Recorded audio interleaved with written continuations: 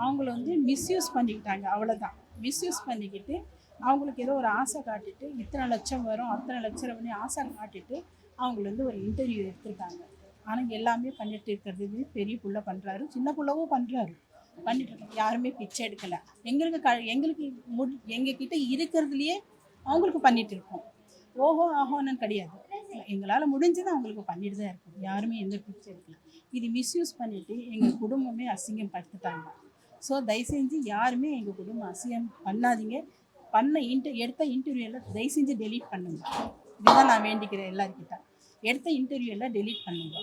உங்களுக்கு எல்லாருமே நான் வேண்டிக்கிறேன். நான் நன்றி, இது வந்து எடுத்ததுக்கு நன்றி. அவங்களுக்கு வயசாகி உடம்பு முடியாமல் தான் போயிருக்காங்க. அதான் கேட்கணும். எவ்வளோ நாள் உடம்பு சரியில்லாமல் அவங்களுக்கு உடம்பு வந்து கிட்டத்தட்ட வந்து ஒரு 1 இயரே சரியில்லை அவங்களுக்கு.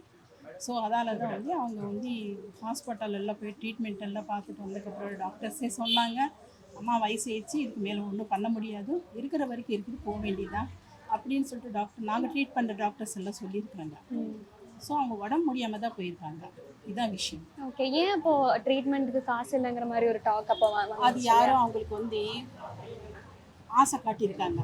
நீங்கள் இப்படி பண்ணால் அப்படி பண்ணால் இத்தனை லட்சம் வரும் அத்தனை லட்சம் வரும் ஆசை காட்டினதால அவங்கள மிஸ்யூஸ் பண்ணிக்கிட்டாங்க. விஷயமே அதுதான், அவங்க மிஸ்யூஸ் பண்ணிக்கிட்டாங்க.